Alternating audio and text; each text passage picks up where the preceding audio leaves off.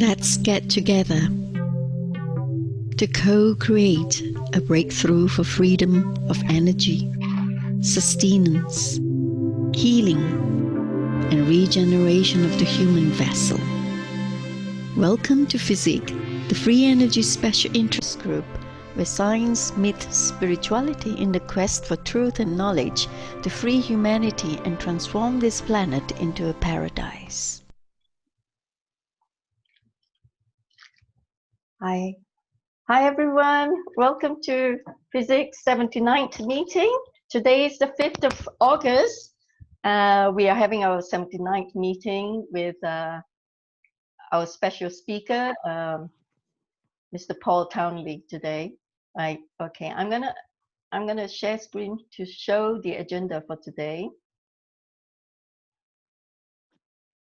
Just give me a moment. All right, so here we are. We are now looking at the agenda of FESIG 79th meeting, which has this agenda here. FESIG, of course, is the Free Energy Special Interest Group. It is a platform where science meets spirituality, where we all gather to explore and learn and share ideas and develop our free energy devices. So, okay, the first session speaker is Paul Townley. Paul Townley has made some sensations these days because he has successfully developed some of Tesla's patents. He's gotten hold of Tesla's patents, and he's hoping to set up a museum here in England showcasing Tesla's inventions. Paul will disclose how Nikola Tesla's machines will gear into the invisible evaporation cycle, the largest solar heat engine in the world, amongst so many other things that he will be talking about that he has been personally developing himself, which will be a very exciting time.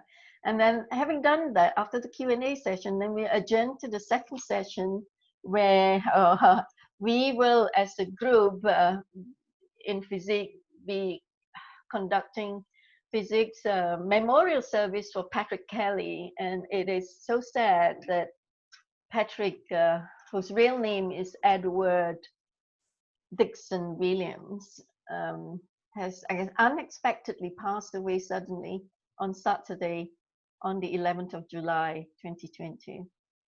As we all know, Patrick was the author of the Practical Guide to Free Energy Devices, which inspired many people to research free energy devices and provides an extensive overview of the subject. He is a pillar of free energy development in the world. Unfortunately, he's no longer with us, but his work remains. And having done all that, then the meeting will adjourn to the 80th FESIG meeting on the 2nd of September. The speakers are to be confirmed. Okay, so this is, if you want to write to me, write to Crystal at truevisionofpeace.com, and our website is truevisionofpeace.com/FESIG, FESIG, Free Energy Special Interest Group.html. Thank you. All right, so I'm going to introduce Paul Townley. I will introduce him properly.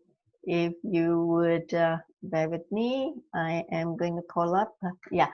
Paul Townley has been interested in engineering and computer-aided design since 1994, when he studied manufacturing and engineering at school.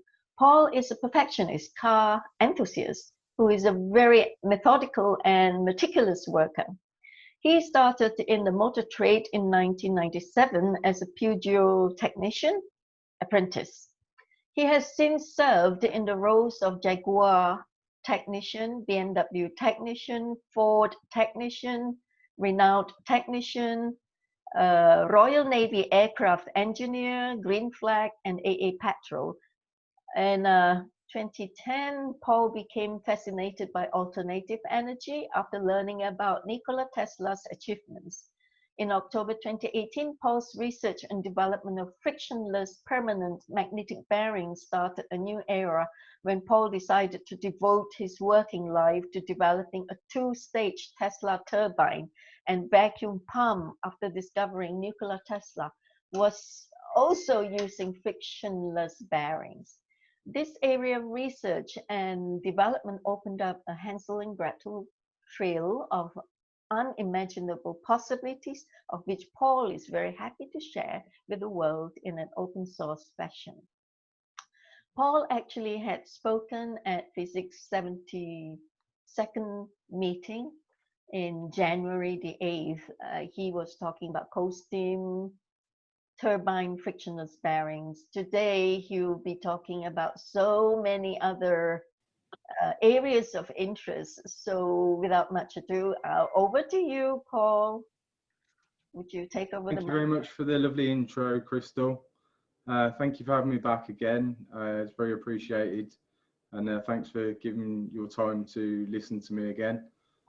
Yeah, I just wanted to start off really with going into a bit of the deeper history of the roots of where Tesla got his inspiration from and how he got from where he started to where he ended up. So I'm going to start with a screen share, if that's okay. Okay, carry on.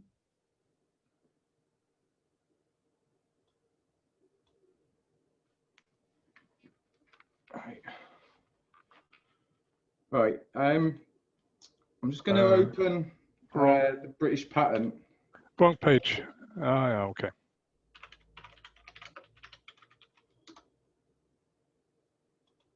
So a lot of people don't realise that the British patents are not actually the same as the American patents, and therefore they're overlooked completely.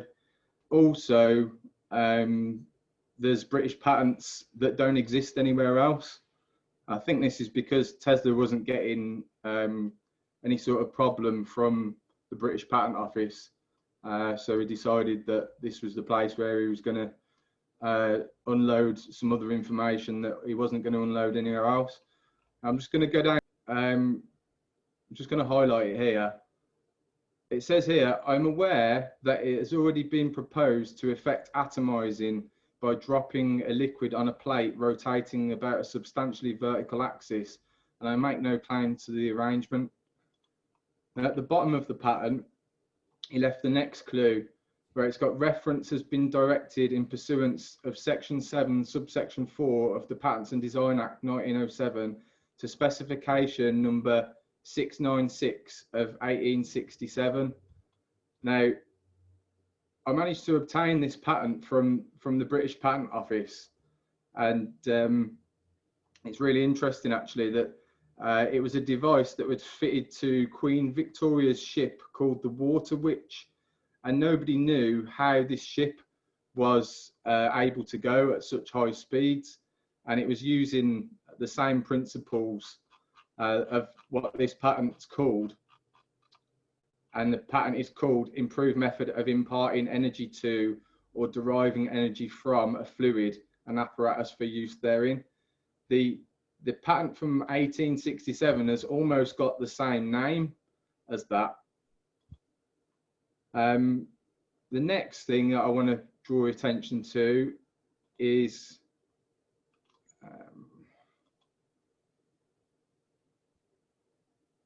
I've got a community page on my website, and I use this for teaching.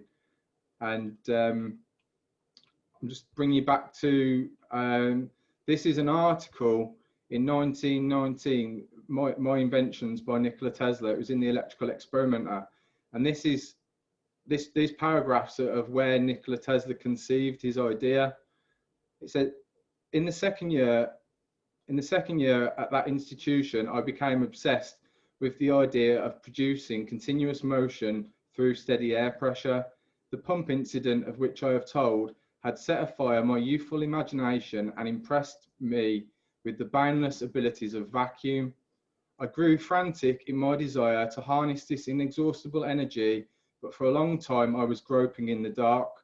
Finally, however, my endeavours crystallised in an invention which was to enable me to achieve what no other mortal ever attempted. Imagine a cylinder freely rotatable on two bearings and partly surrounded by a rectangular trough which fits it perfectly. The open side of the trough is closed by a partition so that the cylindrical segment within the enclosures divides the latter into the two compartments entirely separated from each other by airtight sliding joints. One of these compartments being sealed and once for all exhausted, the other remaining open, a perpetual rotation of the cylinder will result, at least I thought so. A wooden model was constructed and fitted with infinite care, and when I applied the pump on one side and actually observed that there was a tendency to turning, I was delirious with joy. Mechanical flight was one thing that I wanted to accomplish, although still under the discouraging recollection of a bad fall I sustained by jumping with an umbrella from the top of a building. Every day I used to transport myself through the air to distant regions, but could not understand just how I managed to do it. Now I had something concrete, a flying machine with nothing more than a rotating shaft, flapping wings and a vacuum of unlimited power. From that time on, I made my daily excursions in a vehicle of comfort and luxury as might have benefited King Solomon. It took years before I understood that the atmospheric pressure acted at right angles to the surface of the cylinder, and that the slight rotary effect I observed was due to a leak. Though this knowledge came gradually, it gave me quite a painful shock. And I was just left with, there's a photograph here, and this was the most powerful Tesla turbine that we've got a photograph of. It's suggested it's actually 10,000 horsepower.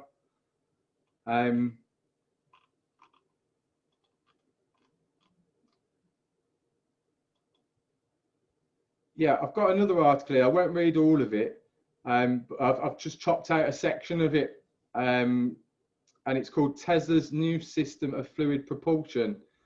The Tesla turbine, by virtue of its exceptional heat resisting and other unique properties, makes possible the attainment of a great fuel economy, but with a single stage, incidentally offering the additional advantages of an extremely small, compact and reliable mechanism.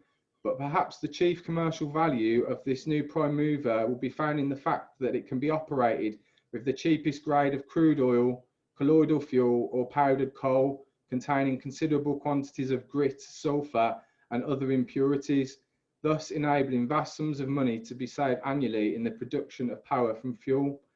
There's some expressions of opinion on the Tesla turbine. I haven't really been seen or published in many places. C.B. Richards, Professor Emeritus of Mechanics, Yale University. I am amazed at the development of power given by the turbine and stunned by the exhibit. F. Sargent, Chief Engineer and Turbine Expert. I'm impressed with the newness and novelty of the underlying principle of this invention. It is such as will claim the attention and admiration of anyone of a scientific turn of mind in a mechanical direction. Renault Janney, Chief Engineer, Universal Transmission Company, is a great invention. Brigadier Allen of the War Department, something new in the world. Officers are greatly impressed with it. Miller Reese Hutchinson, Chief Engineer, it is the greatest invention of the age. Arnold Trini, Chief Engineer, I'm not going to read that. The ideal of the turbine engine. So the ideal of the turbine engine. BRT, Colline, power plant economist, it is a wonderful turbine. The motor world, the new principle, unquestionably, is a great contribution to science and engineering, great in its simplicity and breadth of application. Scientific American, considered from the mechanical standpoint, the turbine is astonishingly simple and economical in construction, should prove to possess such a durability and freedom from wear and breakdown as to place it in these respects far in advance of any type of steam or gas motor of the present day. Engineering magazine, an entirely new form of prime mover with interesting possibilities. Technical World magazine, the Tesla turbine is the apotheosis of simplicity. It is so violently opposed to all precedent that it seems unbelievable. From numerous articles and comments, the turbine is different in principle to any heretofore in use, and one which will take less room and less coal than the best engine now running. Turbine of revolutionary design, improvements in dynamics which promises revolutionary results. Results seem revolutionary to the point of staggering the imagination. This motor will revolutionise the turbine industry.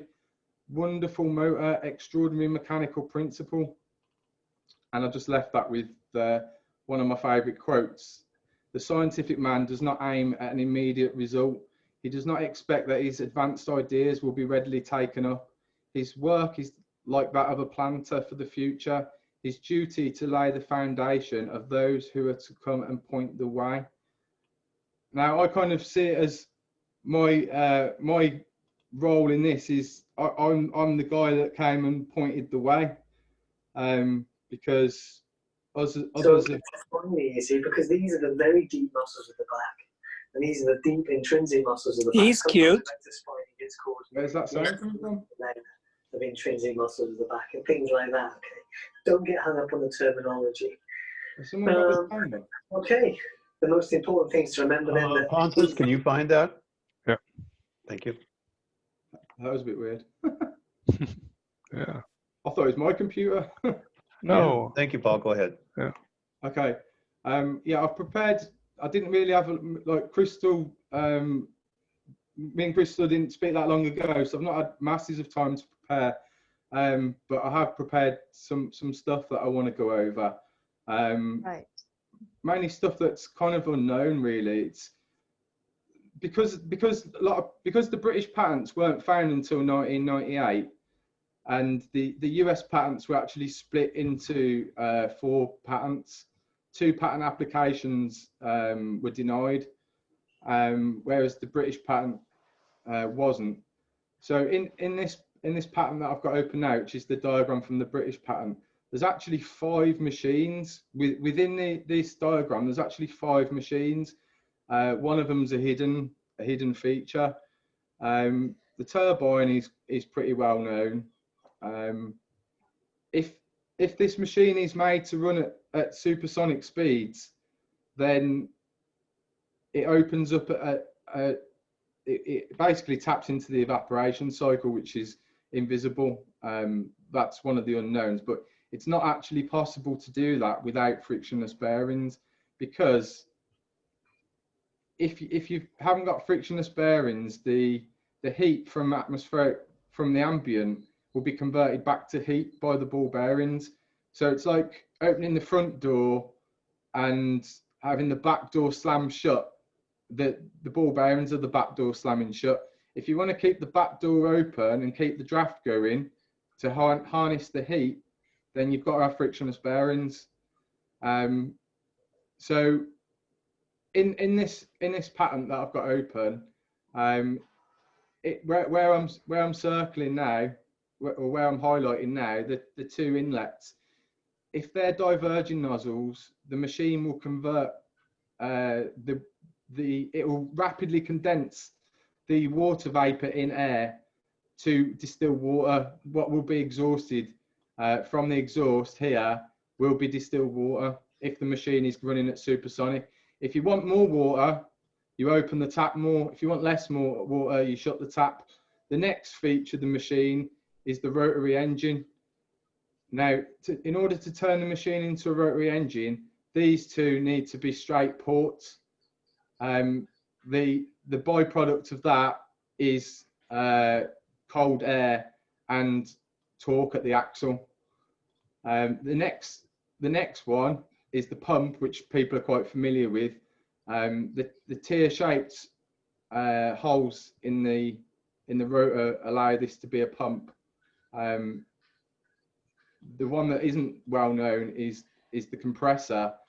Now, if you make these discs solid, so there's no tear-shaped holes, then this is a Tesla compressor. So as the as the discs are rotating round, the spiral path is getting tighter and tighter and tighter, and the compressed air is propelled out of the exhaust, which actually pulls a vacuum. So the pump or the compressor will pull a vacuum, but the pump will give cold air, whereas the compressor will give compressed air. Compressed air generally, you know, the more compressed it is, in a piston engine, there's a lot of friction to make it. So this isn't using friction by using a piston, it's using the spiral path getting tighter and tighter and tighter. Now, the next machine that isn't known is a hidden feature. One of Tesla's, I suppose you could say it was a secret there to be found if you replicated his machines, because each of his patents is actually it's a lesson. If you copy the text and copy the diagram, the words that don't make sense will make sense. So the first time I found any reference to this was in The Problem of Increasing Human Energy, which was written in 1900. Probably one of Tesla's most detailed articles. I've left there's a link there. I'm not sure how I can put that into the FESIG, but I'll carry on. Right, I won't read all of this, but I'll read some of it. I was vainly endeavouring to form an idea of how this might be accomplished when I read some statements from Carnot and Lord Kelvin, then Sir William Thomson, which virtually meant that it is impossible for an inanimate mechanism or self-acting machine to cool a portion of the medium below the temperature of the surrounding and operate by the heat abstracted. These statements interested me intensely. Evidently, a living being could do this very thing. And since the experiences of my early life, which I have related, had convinced me that a living being is only an automation, or otherwise stated, a self-acting engine, I came to the conclusion that it was possible to construct a machine which would do the same. As the first step towards this realization, I conceived the following mechanism. Right, this is the bit relating to the dynamo. Imagine a thermopile consisting of a number of bars of metal extending from the Earth to the outer space beyond the atmosphere. That's what this diagram is talking about. There's two bars extending from the Earth to the atmosphere. The heat from below, conducted upward along these metal bars, would cool the Earth or the sea or the air according to the location of the lower parts of the bars, and the result, as is well known, would be an electric current circulating in these bars. The two terminals of the thermopile could now be joined through an electric motor, and theoretically this motor would run on and on until the media below would be cooled down to the temperature of the outer space. This would be an inanimate engine which, to all evidence, would be cooling a portion of the medium below the temperature of the surrounding and operating by the heat abstracted. It goes into some detail about that diagram, and basically what he's doing is an analogy of how to turn atmospheric heat into electricity. I won't read the bit in green, but it says here in the yellow, heat like water can perform work in flowing down, and if we had any doubt as to whether we could derive energy from the medium by means of a thermopile as before described, it would be dispelled by this analogue. But can we produce cold in a given portion of the space and cause the heat to flow in continually? To create such a sink or cold hole, as we might say, in the medium would be equivalent to producing in the lake a space either empty or filled with something much lighter than water. Now, the next reference I found of the turbine is in fact a dynamo, is going back to actually Tesla's work in 1891. He's got an article called Notes on a Unipolar Dynamo by Nikola Tesla, and it was in the Electrical Engineer. This is the earliest reference I can find, and there's a couple of little bits I've highlighted where he says, we may explain the operation of such motor just as we can that of a water wheel. Another one is giving currents of one direction without the employment of commutating devices, and at right angles, which was also discussed. I'm just going to open another link.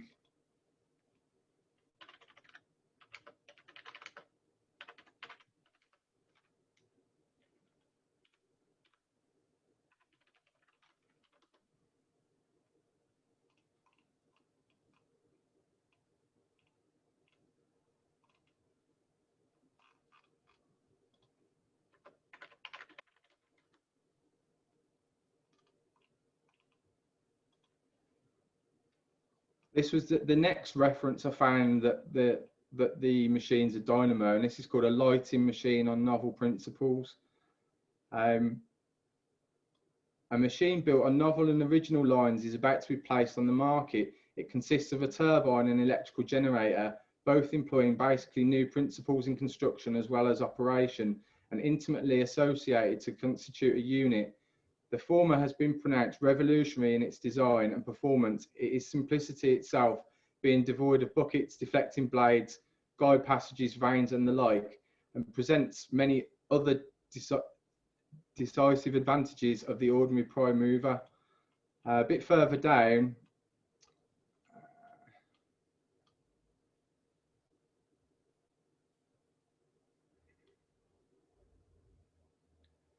but the merits of this lighting outfit do not rest on the turbine alone. The dynamo associated with the same is perhaps equally noteworthy by its simplicity of construction, high efficiency, and rare and valuable properties it possesses. It consists of a smooth cylindrical body mounted on the turbine shaft and arranged to rotate within a magnetic field of novel former. There is no brush or sliding contact whatever. The current being taken from stationary terminals to which the ends of the generating coils are connected. Right, I'm not going to read all of that, but I'm just going to go back to my back to this. And this article on Notes on Unipolar Dynamo by Nikola Tesla has got diagrams, and I mean you can see that's somewhat similar to Faraday's disc and also a Tesla turbine. And it's quite an interesting one to read. I'm not going to read it all out, but I wanted to point it out. How Tesla was able to make the turbine cold and create that heat sink that was spoken about is by making the turbine supersonic using frictionless bearings. Tesla's only drawing that he ever left to do with frictionless bearings was left in British patent 179043, and number 9, which is there and there. Number 9 is in the description is bearings, and he was able to do this by using ultra tight tolerance gaps. I'm going to show you that now, how that was done, and it also it's also something that he used for his earthquake machine, his mechanical oscillator. So I'll show you a video of some very tight tolerance air bearings.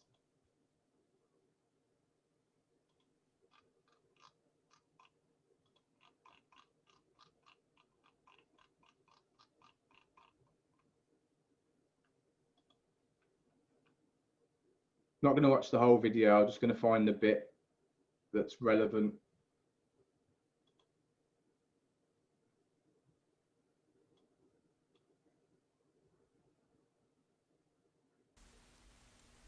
This guy's called Dan Galbert. This is Dan Galbert with a short video. Probably one of the most talented machinists in the world. He actually made this lathe and grinder, precision grinder. It runs on air bearings, and it can actually machine 1 micron tolerances.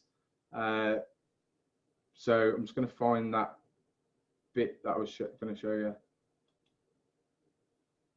Here is a cylinder and a piston which is made on this lathe, and you can see that the piston is a complete sliding fit in the cylinder. It's completely loose fit.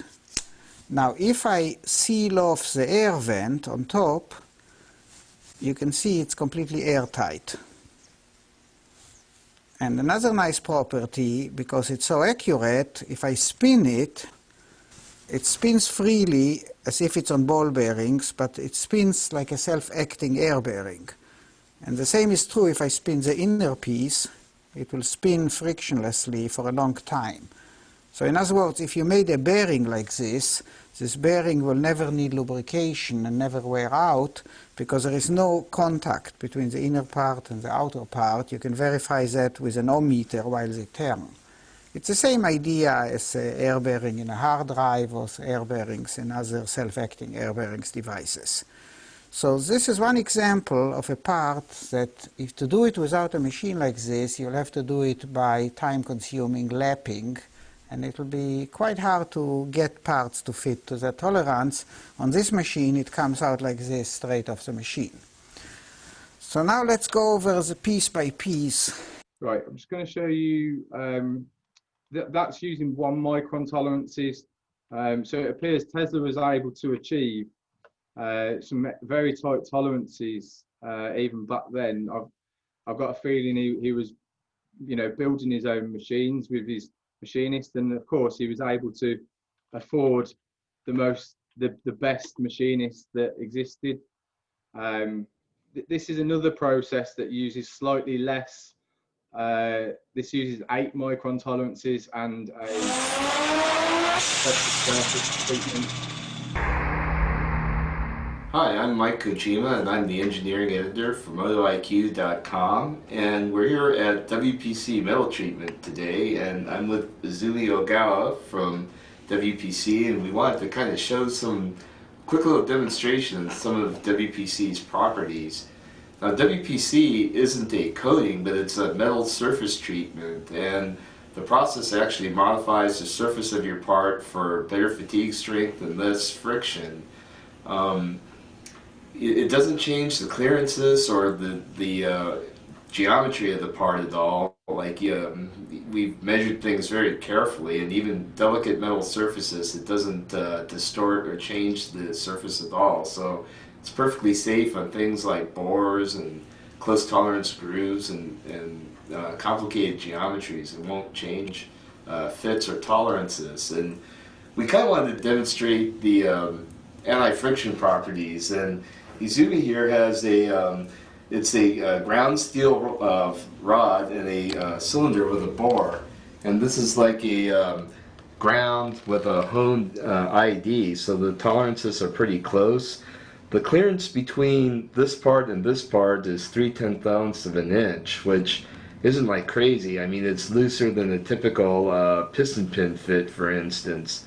And as you can see, the pin here, this is WPC treated, and this is the regular finish. If you rub your nail, you cannot feel any difference at all. And if you put a micrometer on here, there wouldn't be any difference. So, Izumi-san, why don't you show what WPC can do? Okay. Spin like this.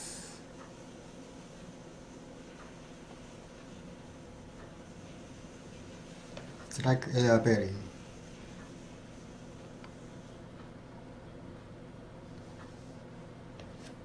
There's no lubrication, and it seals better. So if I push and spin, it spins like this. It's floating. Yeah, it's spinning and sealing, and the clearance is not like a particularly super tight clearance, so that's pretty amazing, I think. No lubrication either. So Tesla in Tesla's vacuum pump, he was using something similar here, but at the same time, the rotor spinning was allowing atmospheric pressure to rush in and fill that ultra tight gap that was on this side and this side. So it was a combination of the effects that I've just shown you and using atmospheric pressure to support the weight of the rotor. This is called an aerodynamic bearing, and there's another type that I'd like to show you. This is an off-the-shelf air bearing. It's an aerostatic bearing that anyone can buy. They're not particularly cheap, but when you're dealing with this level of precision, you're going to pay for it.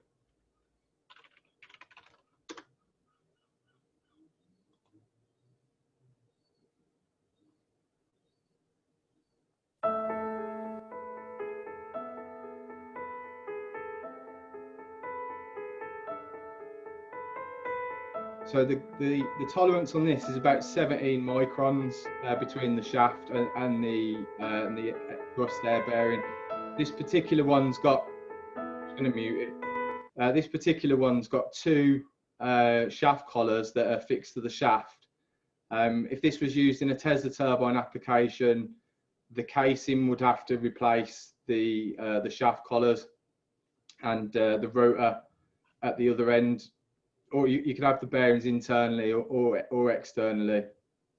But yeah, so there's one more type of aerodynamic bearing that I'd like to show you, and that's called a foil bearing. This is actually an English company.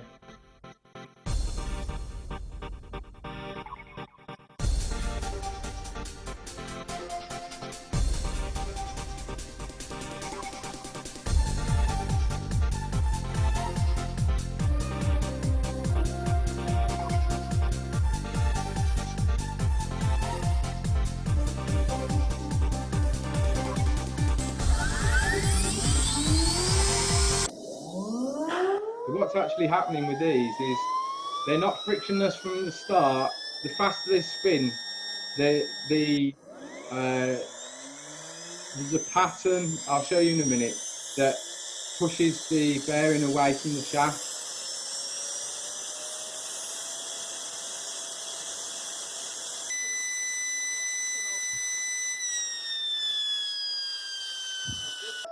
This is the type of bearing that's used on modern turbo machinery, and they're used on modern turbo machinery. And here's hang on. Here's the type of thing that these aerodynamic bearings. This is the type of way that they achieve it. Is they have this herringbone pattern that's etched into the shaft at about 5 to 20 microns depth, and as the shaft is spun, it pushes the bearing away. For the radial load, this one, and for the actual load, this herringbone pattern on this one. So that what it does is it actually creates compressed air, and this is the modern aerodynamic bearing. What Tesla was doing, this is the museum version with all the brass pipeworks. So in order to start this machine, this is the exhaust here, and this is the inlet at the top. So this device here allows you to switch between clockwise or anti-clockwise. So it can also be used as a brake to stop the machine. And then the bearings are housed inside here. These egg shapes are have like matching housings with an air gap, and the air is plumbed from the exhaust housing into here, both ways. And this is some other shots from the museum. This is the back. This is the back side. So you can see the pipes going in and the pipes going out. So that each bearing's got an in and an out, or an in and an out. There's probably airflow actually both ways. If you could see it. This museum device, it's quite interesting. It's been disabled by they've actually cut a section. I think Tesla had a section cut out of it. I don't think the museum did it. So if that section was repaired and a large vacuum pump was applied to the exhaust here, atmospheric pressure would rush in through the inlet, and it would levitate the shaft and the rotor, and that's how this rotor was designed to be started, using high vacuum. This was Tesla's later design. This is his 1921 design, whereas this is Tesla's 1911 design. So these are aerostatic bearings that are available off the shelf, that you can literally incorporate these straight into a Tesla turbine. I'm actually working with a engineering team based in Sweden who have a family business engineering company, and I've actually ordered a set of these bearings here to those guys, and they're building one of my latest designs. The company that manufactures these air thrust bearings is called OAV. There's 3 porous carbon media air bearing companies, and strangely they're all in America. And they're working to a quarter of a micron. Well, sorry, yeah, to this level of precision that's here, which actually looks like not a quarter of a micron, which was what I first thought it was. But yeah, I mean that big green bit is 90 microns, and a white blood cell is 25.4 microns. That's that one. Bacteria is 2 microns. That's that one. That's 1 micron, and this is the level of precision that they're working to with these components. And this is a number of products that they make. This is the only company I've found with a ready-to-go air bearing that can be used for a Tesla turbine. The downside is they need compressed air, and I did have a go at manufacturing some, and what was found was that Hi folks, so just a little I won't play all of this. What was found is that the surface area, I've just turned the air on, the surface area of the shaft and the surface area of the bearing has to be sufficient enough to hold the weight of the rotor and the axle. What I did since this one, Graham, who's also part of FESIG, helped me refine the design on this. What was discovered is if you put your finger over the end of the air bearing, it all of a sudden becomes a lot more powerful. But the downside to these is you need air, you need compressed air. So for a minute, I've shelved this design, and what I've done is I've now got a permanent magnetic bearing design. This isn't actually the finished version, but it kind of give you a clue. I'll just zoom in a little bit. So there's a magnet housing, two magnet housings, one here, one here. The new one's going to have some very low, these are just 1 kilo magnets in here. There's just one in each end to stop it moving left and right. And then in each magnet housing, there's actually 12 magnets. There's 12 magnets, but times 3. So what I found out is the perfect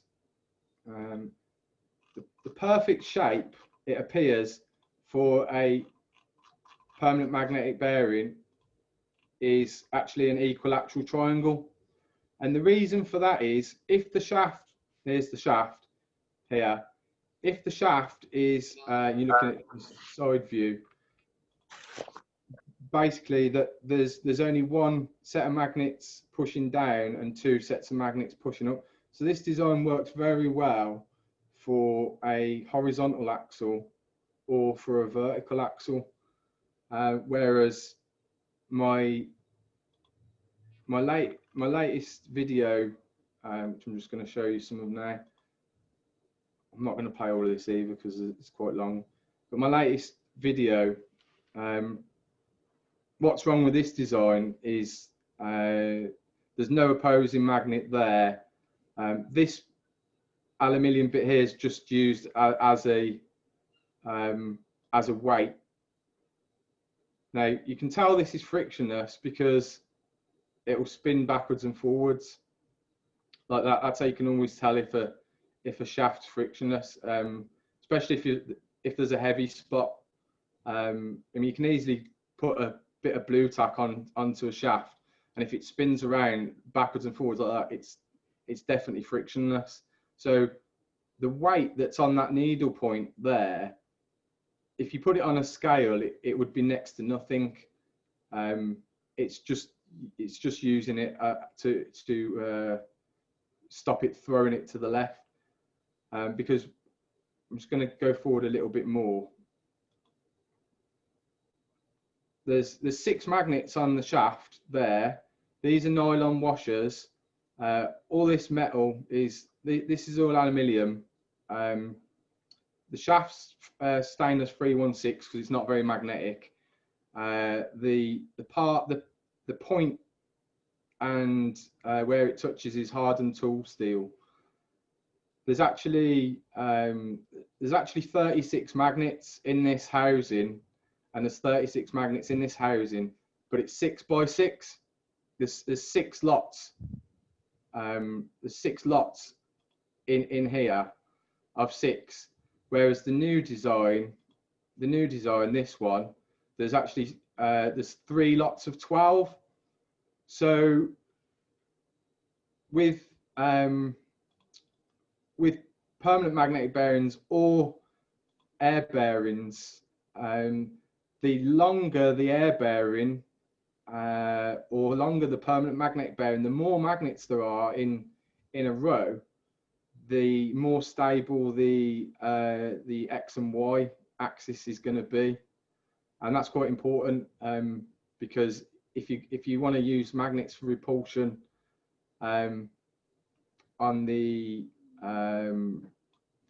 if you want to use magnets for repulsion on the end of the shaft, then you can't have powerful magnets here, because magnets in attraction will pull together, and they'll pull to center.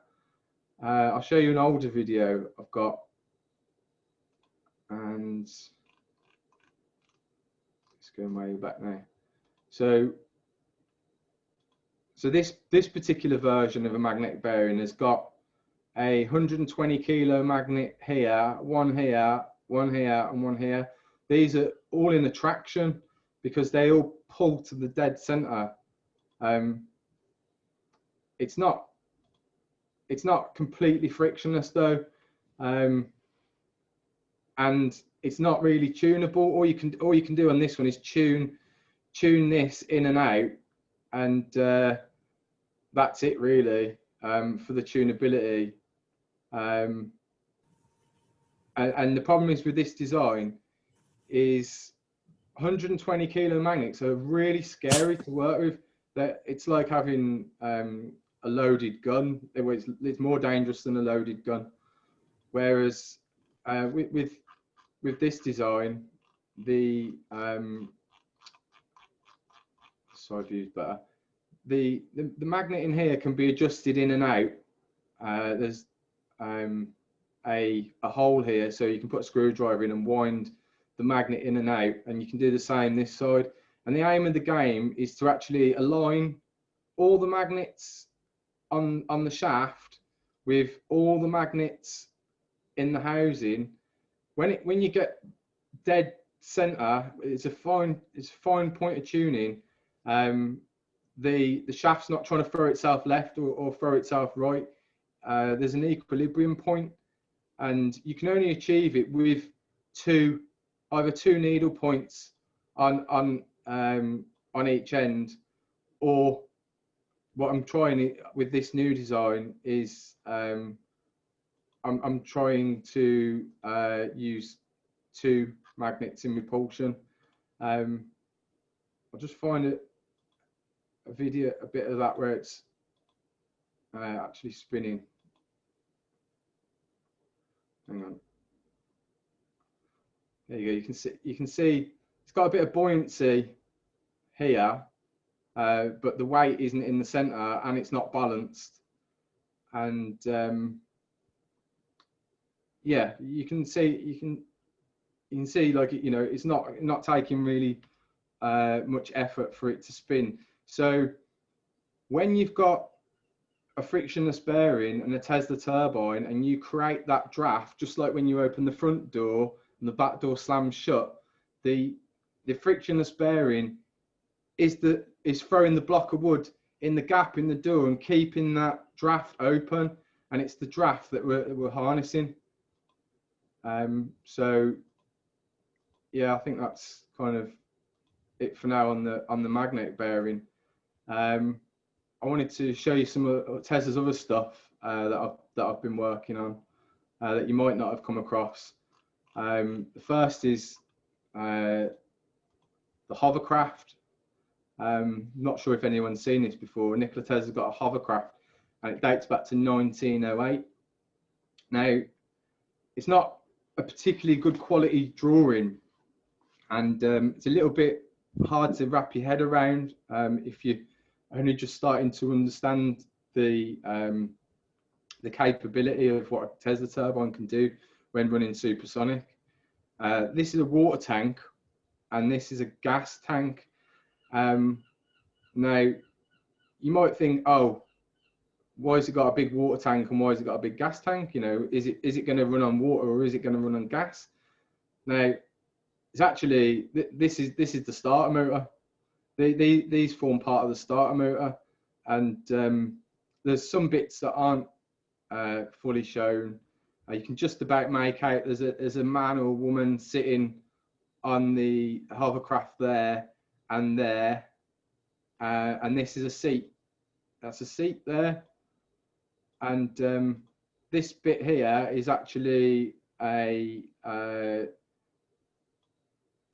it looks to me like it's a two-stage turbine and pump. There's some arrows which you can barely see. There's an arrow coming in there and there, and arrows going out there and there, and arrows coming in there and there, and then arrows going out.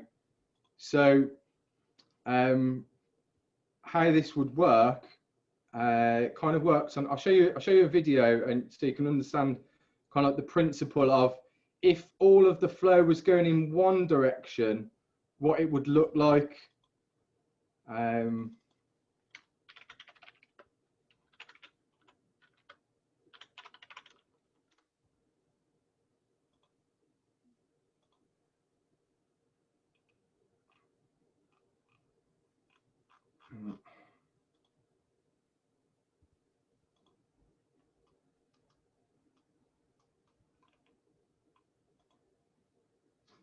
I won't play all the video, but I'll just fast forward. So you can see the flow.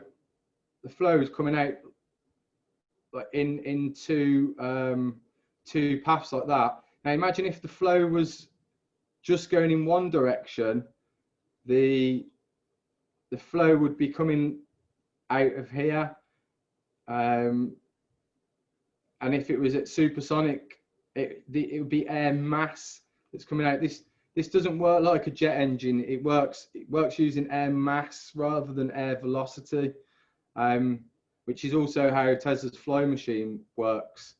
This is Tesla's flying machine patent drawing, Fig 3, Fig 4, and Fig 5. Now this is Tesla's final. It was his final ever US patent that was ever approved. There's an interesting story behind this, because if you go to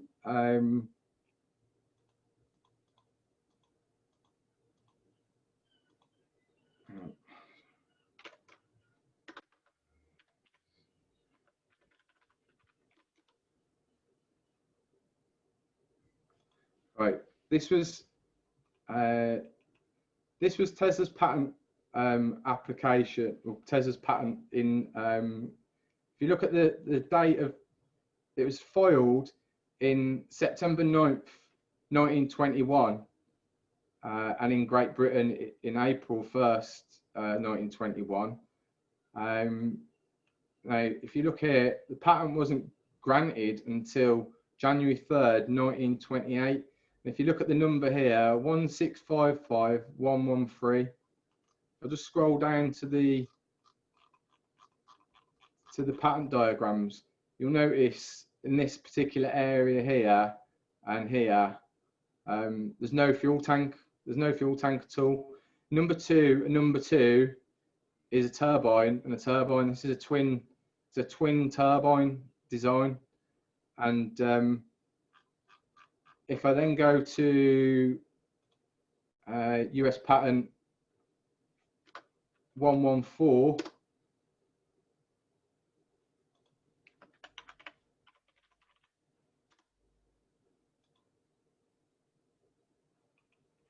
if you look at the dates, application filed October 4th, 1927, patent granted January 3rd, 1928, and the patent numbers 1655114. So Tesla had to submit this as an, it says here, this application is a continuation in part of my application serial number 499518, filed September 9th, 1921, and is made pursuant to the rules of the Patent Office, its purpose being to describe and claim apparatus for which I have invented for carrying into practice the method therein disclosed. Now, what that means is that the Patent Office denied the patent application in 1921 because it didn't have a fuel tank. But then the French, and the British patent, and there's some more. There's an Italian one. I've not got hold of that yet, and I think there's some more as well, that never had a fuel tank. So if you look at this one, number 17 wasn't there in the previous one, and then out of the twin turbines now you've got an exhaust coming out that wasn't there before. So you got there's the fuel tank and the exhaust. But then if you read the patent description, it says here in figure 3, this apparatus is diagrammatically indicated by 17 and may be one of any number of well-known types producing pressure by internal combustion or of suitable fuel, or by an external firing of a steam boiler. Now, the steam boiler is interesting because I figured out that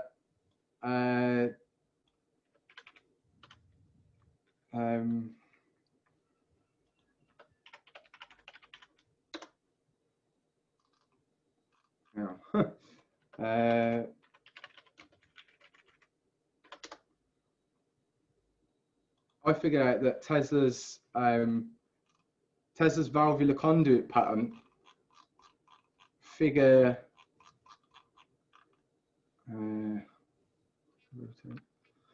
yeah, I haven't got if I can rotate that.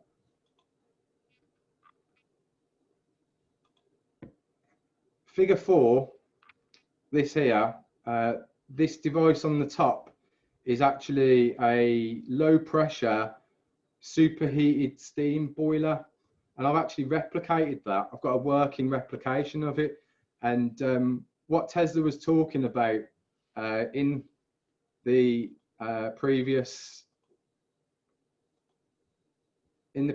patent, where he's talking about firing of a steam boiler, the number 17, as this is Tesla's final design, Tesla showed how to incorporate, there's 17, how to incorporate a steam boiler, which is actually a pulse detonation engine. And I'm just going to get that back up. Hang on. Oops. Yeah, the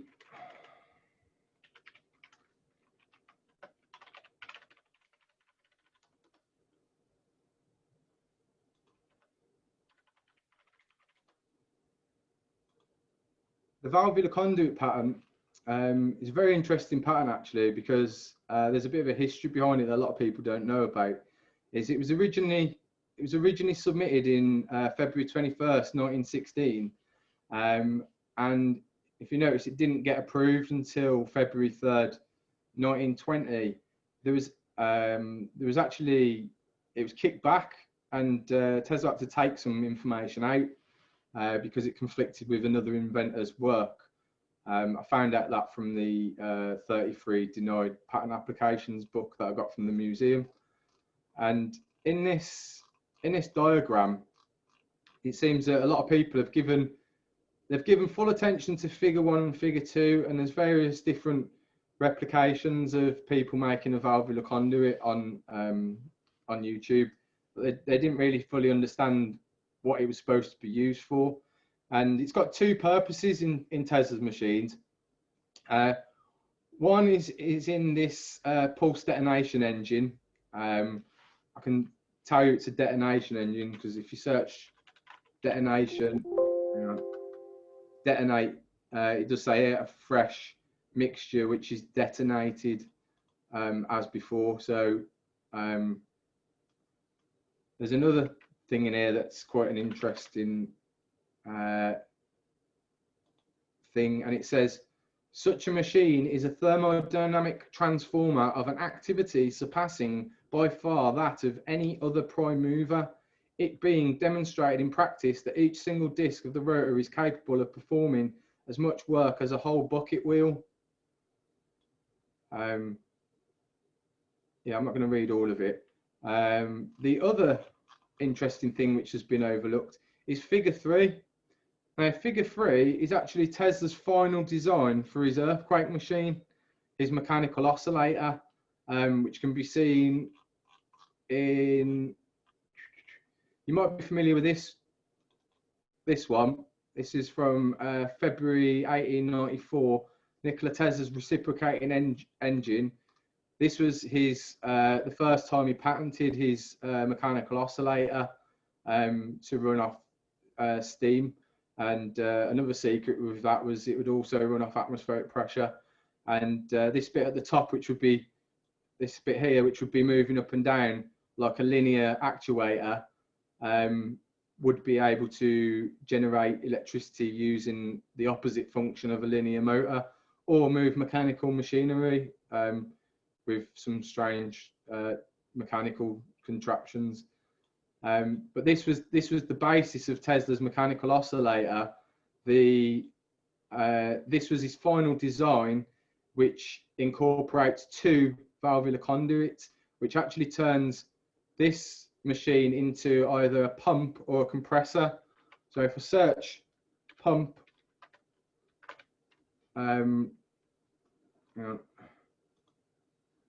figure 3 is a diagram illustrative of the application of the device to a fluid propelling machine such as a reciprocating pump or compressor.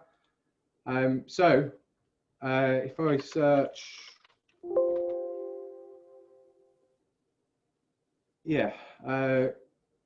will result in a compression of the air at 4 and rarefaction of the same at 5. So what Tesla's basically saying is this machine here is a free energy device. Once started, uses 2 valvular conduits to tap into the invisible evaporation cycle, and it can produce either vacuum or compressed air. This is the this mechanical oscillator is the piston version of the Tesla pump, or the Tesla compressor with the no tear-shaped holes. And the mechanical oscillator is actually this one and this one is actually Tesla's replication and improvement of Sadie Carnot, who the second law of thermodynamics is based on the work of Sadie Carnot. Yeah, if you don't know, Sadie Carnot was born in 1796 and died in 1832, so he wasn't particularly old. He was only 36, but he can. So in which he expressed at the age of 27 years the first successful theory in the maximum efficiency of heat engines. So the whole second law of thermodynamics falls back on a 27-year-old Sadie Carnot, who basically theorized a frictionless piston engine, whereas Nikola Tesla actually built the theoretical frictionless piston engine using the method that I showed you earlier of having ultra tight tolerances, so the piston and the cylinder become an air bearing, and then he refined it to make electricity or mechanical movement. But then Tesla realized that the part that was actually the weakest link in this was the piston, and the fact that it had got to go backwards and forward. It's got to keep making 180-degree reversals, and that is where the energy is lost. So Tesla then conceived the Tesla turbine and the Tesla pump as rotary engines to basically eliminate the 180-degree reversal. And yeah, so Sadie Carnot's work is still to this day reflected upon as the laws of thermodynamics, and Tesla's work on the reciprocating frictionless piston engine and the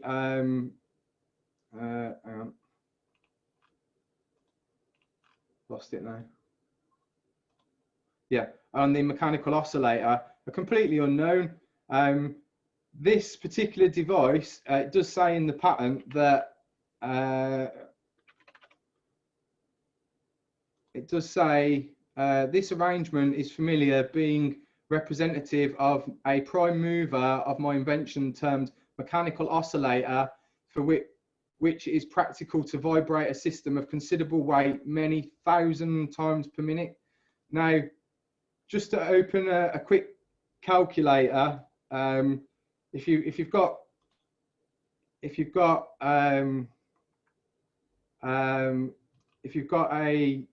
something going thousands of times a second, let's just say it's doing 2,000 times per second times 60. If that was a piston engine doing, if it could do 2,000 times per second, then that would be the equivalent of a 4-stroke engine doing 120,000 RPM. Yeah, so divide that by 2, that's 1,000. So an oscillation, a mechanical oscillator doing 1,000 RPM would be the equivalent of a piston engine doing 60,000 RPM. Now, if you look up highest RPM piston engine. Yeah, let's try Formula One. So about 20 Cosworth was able to achieve 20,000 RPM. Now, the reason why Tesla's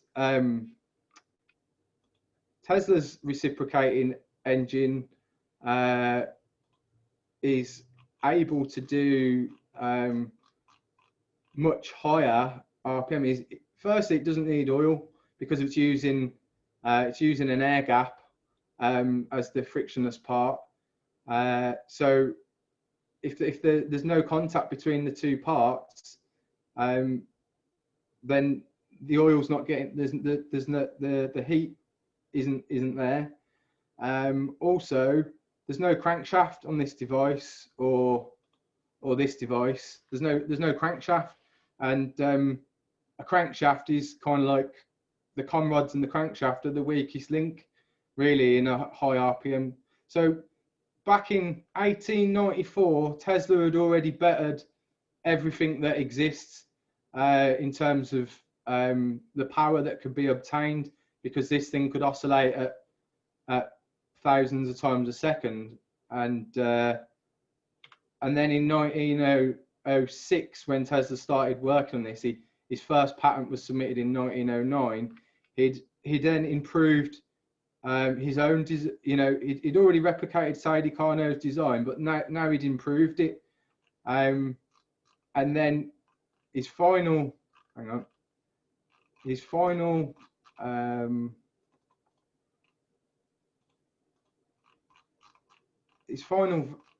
design for the vacuum pump, which is this is a 3-stage vacuum pump. This 12 is the inlet. The air goes in, gets centrifugally flung to the top here and the bottom here, slightly under compression, gets pushed, because this rotor, the Mark II rotor, what isn't also known is it's actually a combination of the effect from this one, because the tear-shaped holes chop the air, which stretches it, and then they smash the air out of the exhaust. Then with the no tear-shaped holes, the spiral path gets really tight and it compresses the air. When you come down to Tesla's final design for a vacuum pump, this rotor chops the air. It chops the air and smashes the air. It smashes the air and compresses it. So the air then goes into a second stage, which has then got finer tolerances between the discs, and then same again, gets smashed to the outside and compressed to the outside through centrifugal force, and then it goes into the third stage and then ejected from the third stage, which again has got even tighter gaps.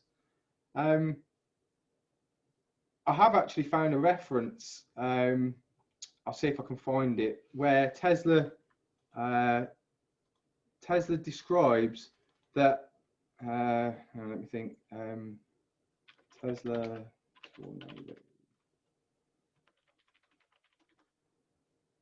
right, Tesla's got an article called Breaking Up Tornadoes, very interesting article, and it's about, the article is about,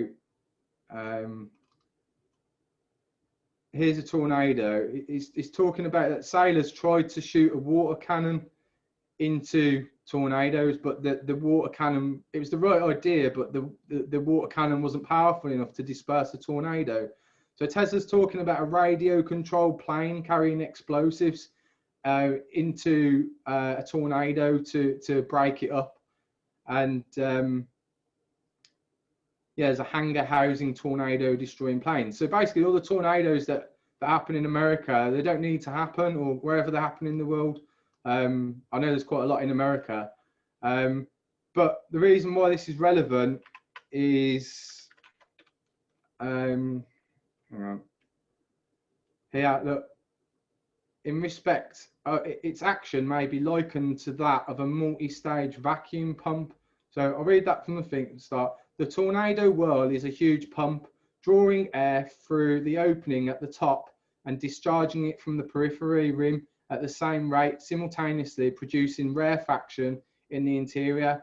In this respect, its action may be likened to that of a multi-stage vacuum pump, for as the air rushes from the top of the base, more and more of it is drawn to the periphery, increasingly progressive the vacuum, which may thus attain a high value near the ground. This accounts for the gradual contraction of the whirl. What degree of rarefaction is actually reached in this monstrous contrivance of nature may be roughly estimated when considering that for any horizontal section of the funnel, the centrifugal force of the air is balanced by the opposingly directed differential pressure existing between the outside and the interior of the whirl. So this is basically Tesla's mechanical replication of a tornado, and that is the principle of the vacuum pump in this diagram, which was his final design. I've also found other references. I can't think where to search at the minute. Of this is actually the mechanical analog of Wardenclyffe. Yeah, I can't think where to search from at the minute, but I'll come back to that in a minute. So other stuff that I've got here, the flying machine that I was talking about earlier, it doesn't work like a normal flying machine. Normal flying machines move air at velocity and use the wings for lift. This is a different beast altogether. This twin turbine here, in his final design, he actually splits it into, this is the turbine here because it's got the diverging nozzle, and this is the rotary engine because it's got the straight port. Now, just to give you a reference of that,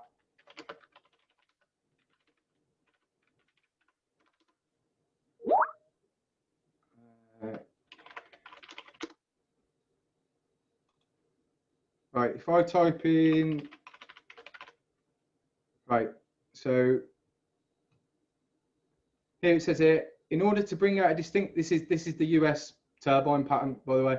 In order to bring out a distinctive feature, assume in the first place that the motive medium is admitted to the disk chamber through a port. That is a channel which it transverses with nearly uniform velocity. In this case, the machine will operate as a rotary engine, the fluid continuously expanding on its tortuous path to the central outlet. The expansion takes place chiefly along the spiral path, for the spread inward is opposed by the centrifugal force due to the velocity of whirl and by the great resistance to radial exhaust. I'll jump a bit in the text. It says, next assume that the fluid is admitted to the disk chamber not through a port but a diverging nozzle, a device converted wholly or in part the expansive into velocity energy. The machine will then work rather like a turbine, absorbing the kinetic energy of kinetic momentum of the particles as they whirl with continuously decreasing speed to the exhaust. Now I'll just explain that in basic terms and also show you right at the top of the patent. It does say, be it known that I, Nikola Tesla, a citizen of the United States residing at New York in the county and state of New York, have invented certain new and useful improvements in rotary engines and turbines. Now, going back to this diagram here, which was Tesla's final flying machine design, this is the turbine because it's got a diverging nozzle. And this is also the only time, Tesla's final ever patent that was approved is the only time Tesla drew the nozzles and the port. And it shows you that the ideal mechanism for the diverging nozzle is a throttle body, which is the same as what you find on a petrol engine, number 16. What happens here, this is the steam boiler, superheated steam boiler, number 17, is that a diverging nozzle, as the heat comes into here, which is around about between about 600 degrees Celsius and 300 degrees Celsius, approximately about 1100 Fahrenheit to 650 Fahrenheit, roughly. As the heat comes into this nozzle, the diverging nozzle converts heat into velocity. So the hotter the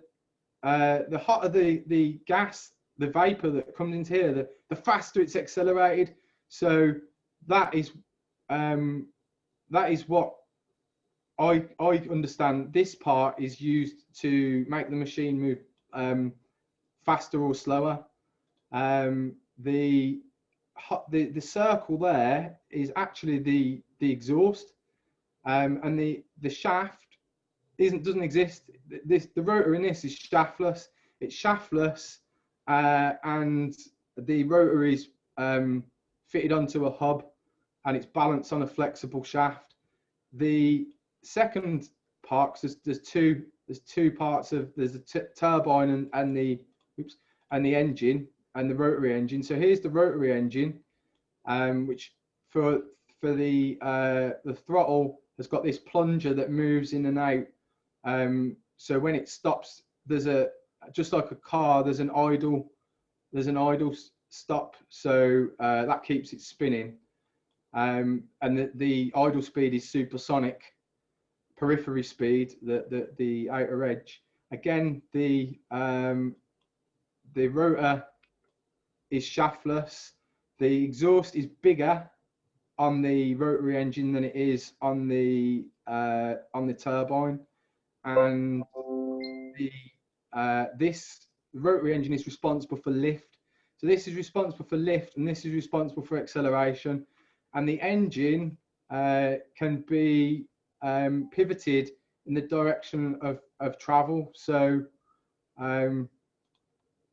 if you wanted to, hang on, if you wanted to,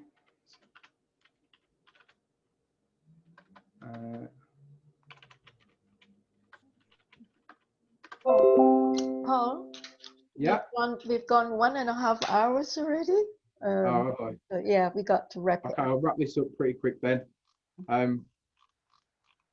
If you wanted to go up, the engine and turbine are pointed in the upper position. The propeller on here isn't real, wasn't needed. The wings again are not needed. This uses air mass rather than air velocity, and it uses gyroscopic precession to create lift along with the air mass being moved. He only put the wings and the propellers in and the fuel tank just to please the patent examiner. So yeah, I'll wrap it up there. There's some more stuff I wanted to go over, but I think we're out of time.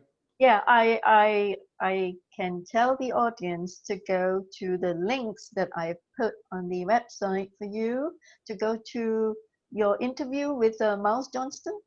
You part 1, part 2 with you, right? So there are lots for them to catch up there as well. Yeah, can I just do one more minute just to wrap it up? Sure. Yeah. Go ahead. One of the things I realised was that this twin turbine design is actually a mechanical analog. There's Graham's cold steam nozzle.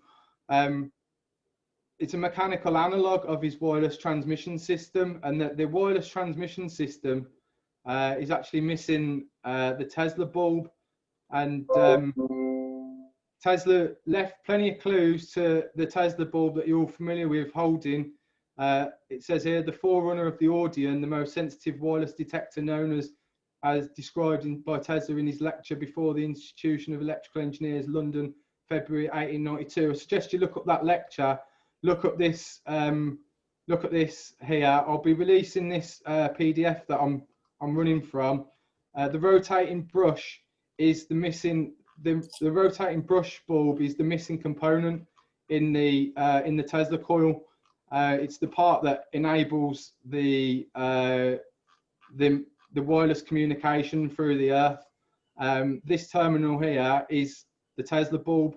Rather than sending a balloon into the upper strata with a wire attached, this bulb has two envelopes of a vacuum of different amounts, and this bulb simulates sending a balloon into the upper strata.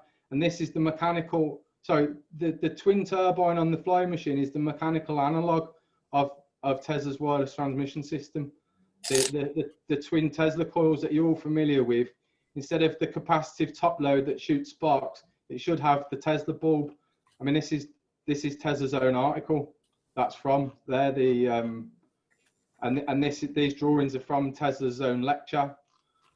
And this was Wardenclyffe, the glass blowing part that was blowing a giant bulb for the top of Wardenclyffe.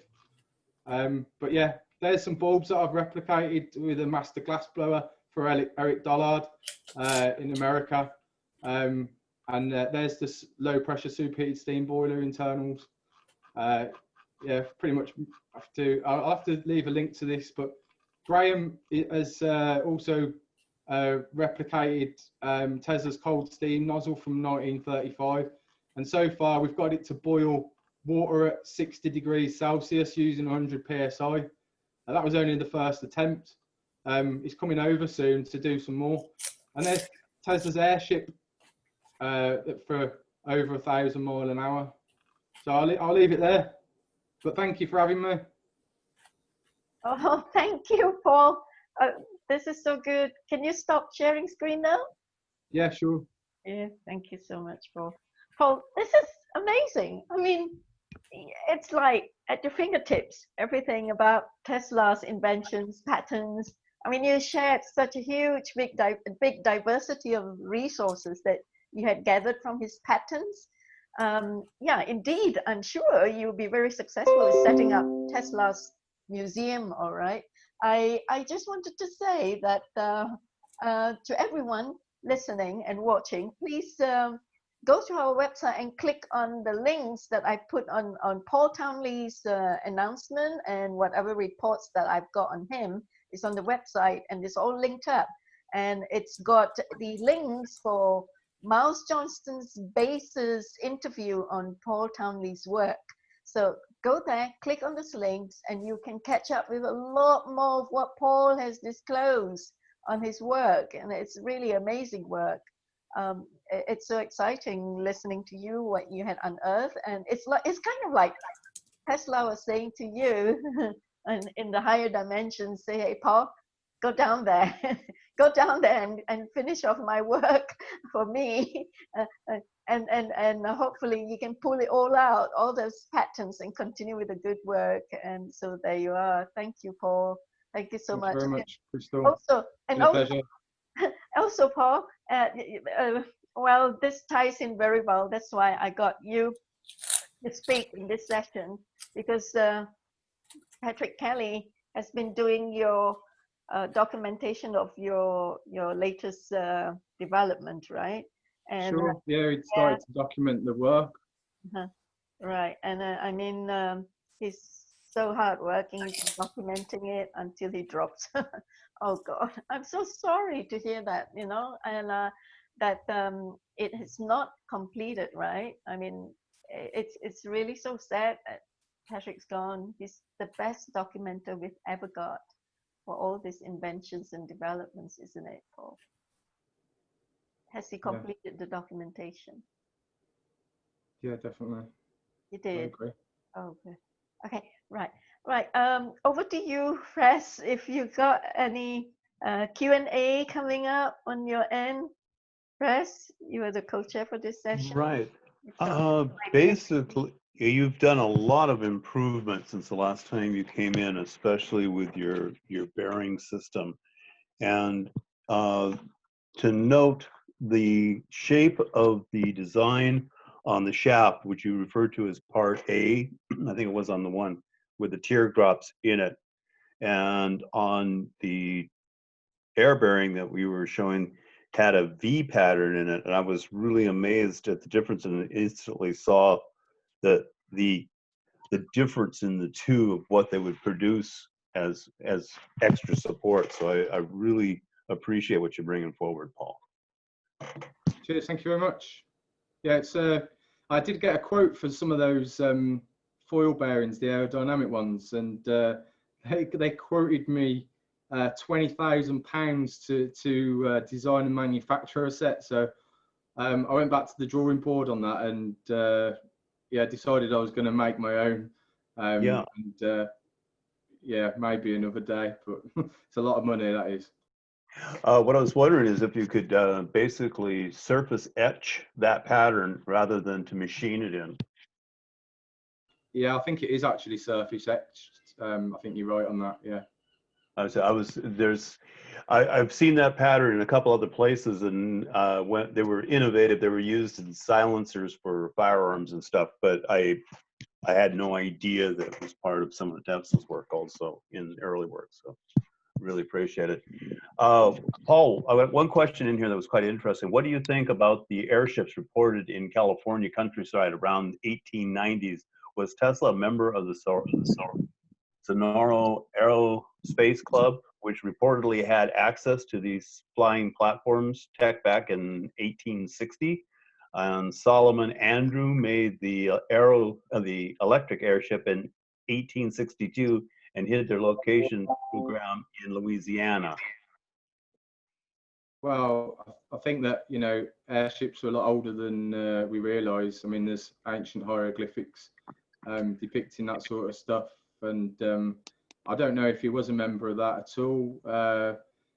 But what I do know is that Tesla was studying the Vedic texts, and in the Vedic texts, they describe flying machines and flying machines with weaponry that were used for war.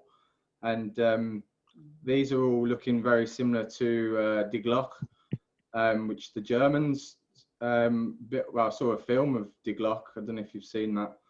And it's all using the same principles, moving an air mass rather than air velocity.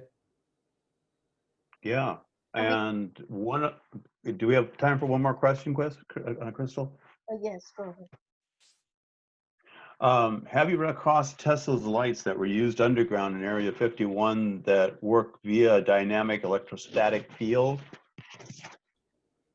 Yeah, I've got the 33 denied patent applications, and one of the patent applications, one of his first ones that was denied, was for a fluorescent tube that basically had no filaments in the end, and it was made from a thicker glass with a higher vacuum, and that was a one-wire or inductive coupling bulb. And the reason that we never saw it is because there's no planned obsolescence. The same reason why we never saw the turbine. We know no planned obsolescence, and you know, the establishment aren't interested in that. Thank you very much. Crystal, I'll turn it back to you. Right. Okay.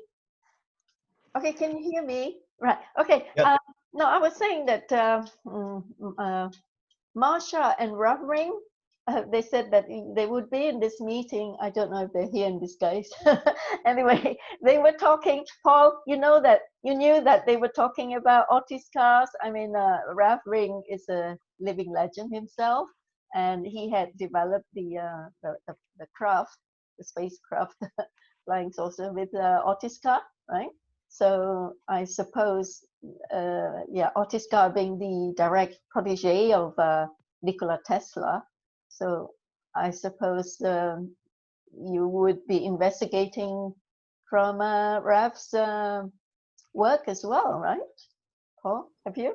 Yeah, definitely. I mean, Otis Carr and Ralph Ring, I've been aware of for quite some time, and I have studied some of the work, and I can see similarities in what is going on there, but they were doing it electrically, and the Utrons are an interesting shape because, I mean, if you saw the video with the water coming out of that Tesla turbine, where it's coming out both ways, if you put those two shapes that were coming out of that together, you've got the shape of a Utron. It's like a double ice cream cone.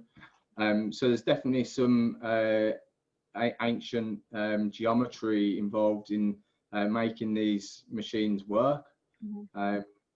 Yeah, like, you know, the pump having the movement from the middle to the periphery, and the turbine having it moving from the periphery to the center, is forming cone shapes. So there's something unique about the cone, and apparently bees, which aren't normally able to fly, have some sort of cones in their wings, and they oscillate at about 200 hertz, which creates levitation because the wing isn't actually sufficient enough to fly like an aeroplane. So yeah, the geometry that's involved in their work's very interesting, and I'd like to spend a lot more time looking at it. Right. You can get in touch with Ralph instead of reinventing the wheel, because if you remember, were you there in the meeting as well, the last meeting when Ralph was talking about the neutrons, well, you know, they are still, well, you know, it's hidden, and it will be disclosed, it will be brought out in due time. It's just that they were told to be very quiet until it's time, right? So it's there. Yeah, because he was put in prison, wasn't he? He was framed and put in prison. Oh, wow. Out his car. Because he wrote an article while he was in prison about going to the moon. Oh, anyway. But I wasn't in the meeting, and I wish I was, but I couldn't make that one. Anyway, so Fred, co-chair, that's it, right? You want to wrap this meeting up now? Shall we? Yes, we can, and I'll let you do the follow-up finish for FESIG, and we'll wrap this up for this session. Okay, what's on the chat box?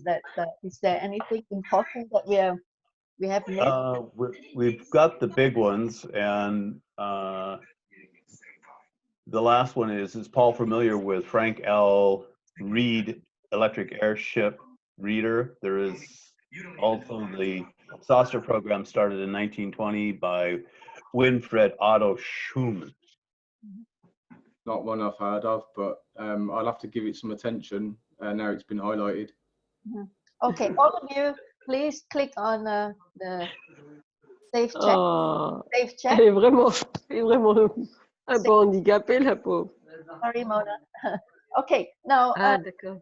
Pontus, hey, you're an aircraft engineer, C'est ça que technician. tu crois? So I mean, Paul is in the mechanical side of things for cars and all that. So you two could talk shop a lot, really, and exchange ideas and all that. Pontus, you want to say anything before we close? No, it's very interesting, and it's yeah, it's awesome work. Excellent, Paul. Yep.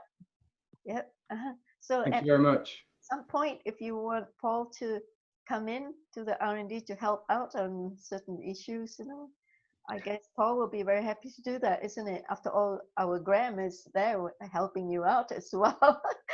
Oh, yes. Yeah. All right. Yeah, for sure. And Graham, one of your members, has been extremely helpful. He's based in England as well. Yeah. A mechanical engineer that's fully awake and understands how we can move forward to a better world with this technology. Oh, yes. You're welcome, of course, Paul. Right.